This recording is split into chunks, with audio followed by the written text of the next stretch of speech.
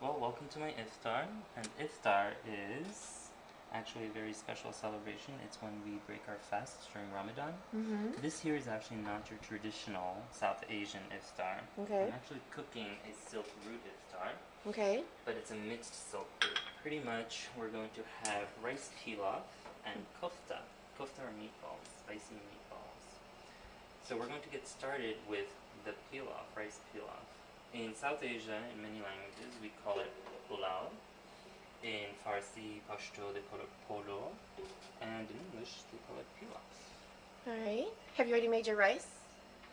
No, the rice I've actually been soaking in water and salt, so Oh. it gets fluffy when you cook it, Oh. and it'll take less time to cook it. How long have you been soaking the rice? About half an hour. Okay. So first we're actually going to add lots and lots of onions. Now, What's in the pan? Is it butter? it's butter and canola oil. I'm adding the two fats pretty much because I want flavors from both. And the onion is actually a Central Asian ingredient. Mm-hmm. In South Asia, they actually do not have onions. Can you believe that? Oh. And even to this day, many Hindu sects don't use onions and garlic because they see it as foreigner, a foreign item. Oh. So the Central Asians were heavy users of onion. We're adding onion. We're going to add about 2 teaspoons of minced ginger. Mm-hmm. Now the onion, that was about 2 medium onions that I put in there. Mm-hmm. And we're going to add 1.5 teaspoons of minced garlic. Okay. Now are you just sweating these things, or? Yes, we're actually going to sweat these, saute them a bit. For how long? For about 3 to 4 minutes, you'll see when it browns a little. Okay. Um, So, where did garlic and onion come from that they're considered foreign? well, garlic and onion, wild progenitors, were actually from the Mediterranean and extended into the southwestern Asia, which is present-day Middle East, Central Asia. And it got domesticated in different places, but it was heavily used in Mediterranean and Central Asian cuisine. And when I say Central Asian, I mean Afghan, Iranian, Uzbek, that cuisine. Right. In South Asia, they had various other, they did have wild forms of onion and garlic, but these weren't the main sofrito or the base. It was usually ginger, turmeric, whole turmeric, and other spices, curry leaves. So we are letting that saute for a bit. In the meantime, let me show you what spices we will be using. Okay. We'll be using bay leaf. We will have a bit of cinnamon. Mm-hmm. This is cardamom, black cardamom. Uh-huh. This is anise seed. These are various, pretty much not grains, grass seeds. This is fennel, aromatic grass seeds, pretty much. Coriander, you have cloves, whole pepper. And powdered, you have turmeric, you have your cayenne, and a mixture of cumin and coriander. Now all of that you mix together, you grind, and you get this. Oh. Yeah, so we will be adding this to our onions. Does it have a name, or is it just? It's garam masala. Okay. Garam masala literally means the hot spices. And we're going to add this hot spice to our onions. Now the hot spices, or garam masala, it was very ubiquitous in Mughal cuisine. And Mughals were the emperors of South Asia, a vast portion of South Asia. During the 16th, 17th century. They basically invaded from Central Asia, and they brought lots of Central Asian ingredients to the courts and just common households of South Asia. Now, this is a very peculiar ingredient. This does not belong to South Asia or Central Asia. This is from Southeast Asia. This is pandan leaf. Now, pandan leaf is used all over Malaysia, Thailand, Myanmar, and actually in a small area of Bangladesh called Chittagong, where my family is from. So we tend to use this a lot. This gives you a buttery scent almost. It's very beautiful, the smell. So I'll be adding 2. These you will find in many Asian supermarkets. Okay. They're usually frozen, and sometimes you can actually get essence, meaning just The oil? the oils, yes. sometimes taste too. If there was smell-o-vision, wow, you would smell just No, the aroma. yeah. Oh, it's Smells so good. beautiful. You just have so many different cultures right here. And I didn't even add any other ingredients. It's just 4 ingredients so far. Well, right now, I will be adding Ooh. the ground spices, the garam masala. Now, what's the point of sweating vegetables before you do all of this? You're releasing the flavors, the aroma within the vegetables, and you're combining it with the oil, so it creates a base. Oh, okay. And when you add the rice, when you add your beef, etc., and you put on meats, that will envelope with it. Oh, okay. So now that you've added the spices, how much longer are you going to saute? Well, the spices I want to cook, quote unquote, a little too. When the heat is added, basically more aroma is released. And that's what I'll be doing right now. Pretty much cooking them for 1 to 2 minutes. Okay. So we're adding the rice right now. Remember, these were salted and soaked in water. For how long? For about half an hour to an hour. Okay. There's no time, so we are adding all of our rice. Now there is a saying in South Asia, one single grain of rice is equal to a diamond. So we actually do not like wasting a single grain. So right now we're adding the water. Now, with many of my cooking techniques, I do not have clear measurements. What I do is an age-old technique, which I don't recommend for everyone actually. What we do is we stick a finger. Oh no! Yes, and we go to the first digit. Now, I did not reach the first digit. It's basically from the rice to the first digit. So we're going to get more water. Oh, I see. That's clever. I'm telling you, us colored people.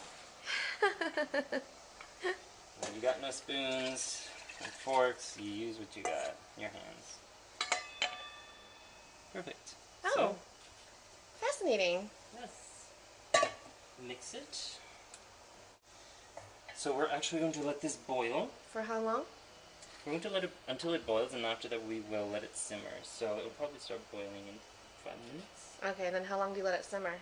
For about 40 minutes. Oh, okay, 40 minutes. All right. So while that is boiling, we will get started on the garnish. The garnish is actually part of the rice pilaf. Now the garnish is heavily influenced by 2 cultures that basically mix them. They don't exist in nature. So what we're going to do is add dried fruits and nuts.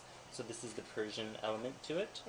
And we will actually add also fried carrots and potatoes on the top. Oh. This is more of the Pashtun and Afghan influence. Okay. This is more of a Kabuli pulao. This is more of an Adasi pulao. Okay. So these are the 2 ingredients that we will get started with. I'm basically going to saute them very lightly. Okay, in butter or oil or? In oil. In oil, okay. First we're going to start with the potatoes. They usually take longer to cook. So these are kind of like, you know, hash browns or did you dice home these? fries. I just diced them. Okay, home fry style, Yeah, kind of. Okay. Fry style. So how long are you just going to fry these, or? I'm just going to fry them lightly. Okay. And then after you fry them, just set them to the side, or? Okay.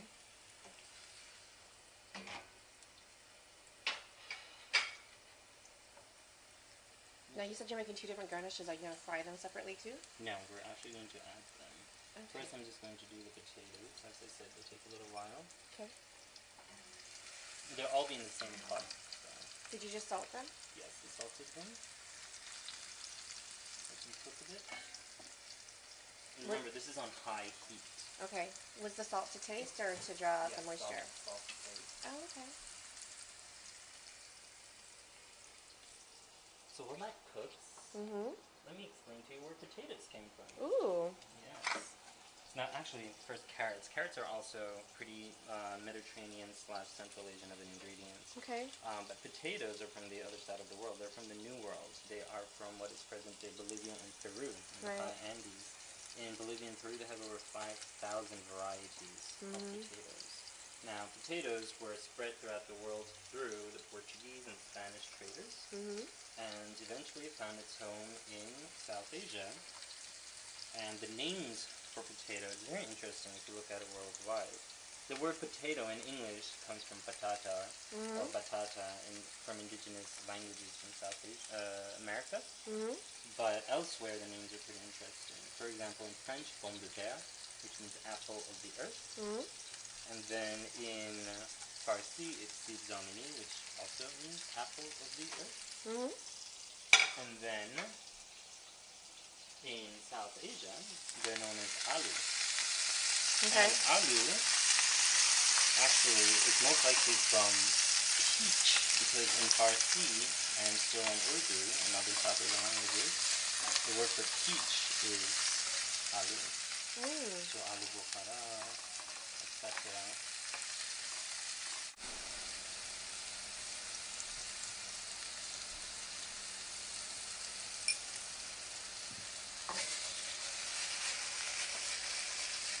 I guess I have to show this off. Look at that technique. Oh yeah. That's lovely flavor right there.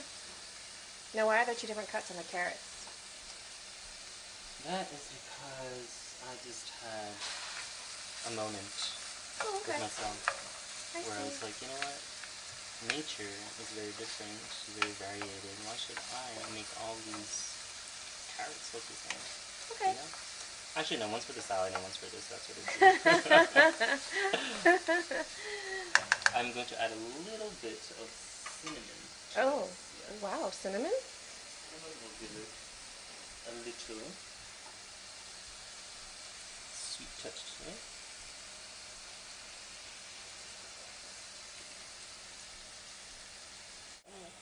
And now we're going to add dates. These are dried dates. Okay. Chop them up, well, slivered them. Okay. And then, they're sticky. What's on this? What is this? Dates? Raisins? Dates, and then we're going to add craisins, yes. Craisins. A little bit of North America in there. Oh, so multi-culti. Yeah. Now we're going to add the raisins. Now these are white raisins. I would not advise brown raisins. Why? I'm not being racist, I'm just saying white works better with this dish. Okay. And we also tend not to use black raisins in our cooking. Okay. Matter of aesthetics, I guess. So combine all of this. Well, you can smell it already. Yeah, it smells really good. Smells combined together. Oh, I smell the cinnamon too.